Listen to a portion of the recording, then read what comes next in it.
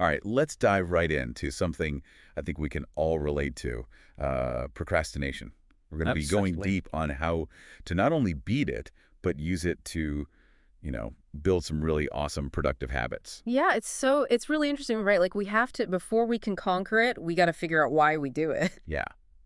You know, I used to think I was just being lazy, but then I realized it was like a kind of like a fear of not being good enough or meeting Yep. expectations or something. Mm. This guide really helped me to figure that out, and I think it'll help you too. It talks about, the usual suspects like fear of failure, lack of motivation, and all those distractions around us, feeling overwhelmed, and and perfectionism. Any of those sound familiar? Oh yeah, I think those are all super common. And the thing that's really interesting to me is how they're all kind of like related. Mm. Like for example, that fear of failure you were talking about can totally spiral into feeling overwhelmed, which can then make, scrolling through social media seem like a way better option. Oh, it's such a vicious cycle.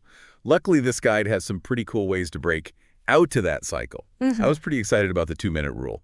Have you found that that works for you? Yeah, it's a classic, right? And it makes sense. The logic is it's so simple. Like if it takes less than 2 minutes, just do it right then. So it stops those little things from, building up and becoming this huge monster task later on. And, when you do that, each one of those little wins, it gives you a little bit of dopamine. And that's that feel good chemical in our brains that makes you want to keep going, What's something you can do like right now? That would be a quick win just to get that momentum going. I love that. It's like you're tricking your brain into being productive. Another thing that's helped me is the Pomodoro Technique. I used to just sit down, look at my to-do list, and be like, oh my God.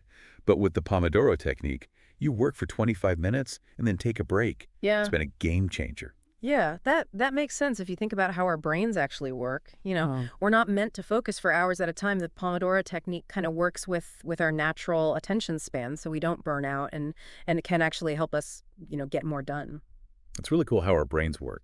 And the guide also mentions breaking down those larger tasks into smaller ones. They call them micro goals. Like if you're writing a report, maybe just start by doing research for 15 minutes Yeah. instead of Yeah. thinking about the whole thing. Yeah, it's a really powerful shift. Instead of dreading the whole project, you're celebrating those little mini milestones. And each time you hit one of those like micro goals, your brain gets that dopamine reward again, which makes the whole process, more fun. So we've talked about the 2-minute rule, Pomodoro technique, and micro goals, but accountability was another thing that really jumped out at me in this guide. And it's not just about staying on track, but more about creating that, support system. What do you think about that? Yeah, totally. There are a bunch of different systems out there from just telling a friend your goal to using a visual tracker like Trello or Notion, or even joining, a group of people that are working towards similar things. It's all about figuring out what works for you. Like, do you think you work better when you can see things visually or by talking about your goals with someone? Personally, I'm a visual person, so I love having a tracker. I like being able to check things off. The guide had some great tips on eliminating distractions, too. Hmm. Things like turning off notifications or using website blockers. It even mentioned some specific ones like freedom or cold turkey. And it talked about having a dedicated workspace. Yeah. Distractions are a big one. They split our focus and make it harder to do good work, Yeah. Think about what your biggest distractions are. What are some ways that you can cut down on them? Yeah, it's crazy. All these little things you can do to help you be more productive, right?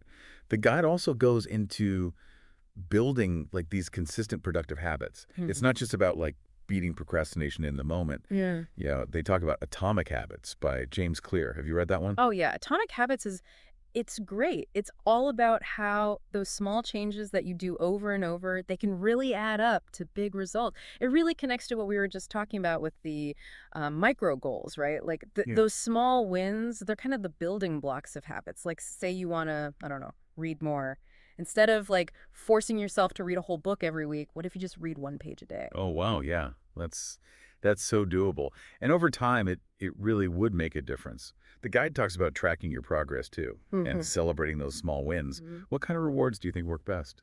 Yeah, rewards are really important. They make you associate like good things with the habit you're trying to build. The key is to choose something that like really gets you going, and something that fits with what you care about. It could be something small, like, I don't know, having a nice cup of tea after you finish something. or something bigger, like planning a trip after you reach a big milestone. Ooh, I love that. It's about making the process enjoyable, not just focusing on, the end goal. And the guide also mentions being patient with ourselves, especially when we're first starting out. Do you think that's important? Oh, totally. Building habits, it takes, time and effort. It's like learning anything new. There's going to be good days and bad days. It's not about being perfect. It's about showing up and doing it and learning from when things don't go right. Yeah, and it's so easy to get discouraged if you don't see results right away. Yeah. But the guide, they really emphasize that consistency is key. Any tips on staying motivated, Yeah. especially when you hit those roadblocks? One of the best things you can do is to be kind to yourself. Self-compassion, it's what they call it. It's about recognizing that you're doing your best and that, sometimes things don't go as planned, and that's okay. Another good strategy is to focus on those positive changes you're making, no matter how small they are. Every time you take a step towards your goal, you're building momentum and making those habits stronger. And the guide also had those personal stories of people who were able to beat procrastination and, make their lives more productive. Yeah. I found those really inspiring, especially the one about the person who used to procrastinate all the time, and they were able to completely turn things around. Was there anything that stood out to you from those stories? What I really liked was how relatable they were. Like, it showed that these strategies actually work for, real people with real problems.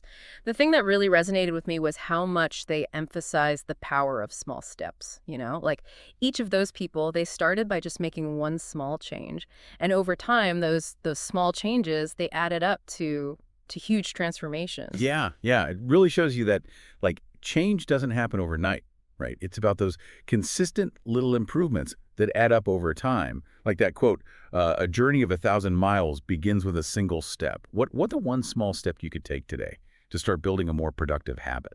That's a good question to think about. Maybe it's something as simple as, I don't know, spending 15 minutes every morning to plan out your day. Yeah. Or using the 2-minute rule to tackle one small task. Ooh, I like that.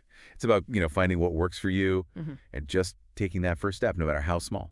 As we keep going with this deep dive, I'm really interested to hear more about these strategies and those inspiring stories. When we were talking about those small steps, I kept thinking about that story, the one with the person who was able to stop procrastinating all the time. Like, what did they actually do that we could try? Oh, yeah. What really stuck with me about their story was they didn't try to change everything at once. They started with the 2-minute rule, just getting those super quick tasks done right away. Yeah. It's so basic, but it seemed to really help them change their mindset. Yeah, I can see how that would make a difference. Like, it's about getting that ball rolling right. Instead of just staring at this huge to-do list, they were always getting something done, which probably helped them feel more in control and, more motivated to do the bigger things. Exactly. And then, they got comfortable with that and they started to use some of those other techniques like the Pomodoro Technique and breaking those big tasks into, those smaller, more manageable micro goals we were talking about. It became like a system, a personalized approach to productivity that worked for them. It's like they used all the different tools and strategies and kind of built their own productivity toolbox. And it worked. They said they were able to get so much more done and felt less stressed and actually felt better about their work and their life in general. It's pretty cool, right? Those stories are so inspiring. They show that, no matter how much you procrastinate, you can change. We all have the ability to make things better. It's all about finding the strategies that work for you and just getting started. Totally. And it starts with making that choice, that commitment to stop the procrastination and build a life that is more productive and meaningful. What's the one thing you hope our listener takes away from all of this today? I hope they realize they're not alone. Everyone procrastinates.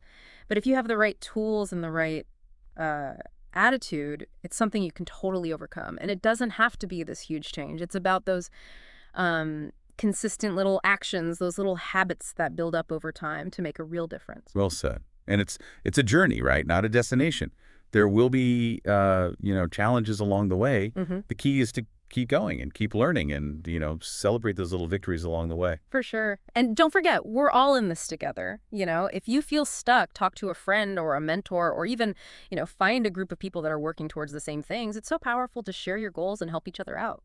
All right. So as we wrap up this deep dive, we want you to, feel hopeful. You have what it takes to stop procrastinating and build a life that's productive and fulfilling. Start small, be kind to yourself, and enjoy every sip of the way. You got this.